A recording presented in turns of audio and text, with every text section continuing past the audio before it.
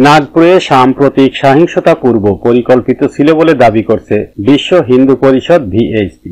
সংগঠনটি আওরঙ্গজেবের প্রশংসা কোনোভাবেই সহ্য করবে না বলে জানিয়েছে এবং জাতীয় নিরাপত্তা আইনের অধীনে দায়ীদের বিরুদ্ধে কঠোর ব্যবস্থা নেওয়ার দাবি তুলেছে। মঙ্গলবার এক সংবাদ সম্মেলনে ভিএইচপি রিজার্ভ প্রান্তের সহমন্ত্রী দেবেশ মিশ্র বলেছেন যে নাগপুরের সহিংসতা পরিকল্পিত ছিল। প্রশাসনের উচিত জাতীয় নিরাপত্তা আইন এনএসএ কার্যকর করে দোষীদের কঠোর শাস্তির ব্যবস্থা করা। তিনি জানান, মহারাষ্ট্রের বিভিন্ন স্থানে আওরঙ্গজেবের সমাধির বিরুদ্ধে বিক্ষোভ শান্তিপূর্ণ ছিল, তবে নাগপুরে সংঘর্ষ ছড়িয়ে পড়ে। ভিএইচপি দাবি করেছে আওরঙ্গজেবের কিছু অনুসারী পরিকল্পিতভাবে সহিংসতা উস্কে দিয়েছে। আমরা আওরঙ্গজেবের প্রশংসা কখনোই সহ্য করব না।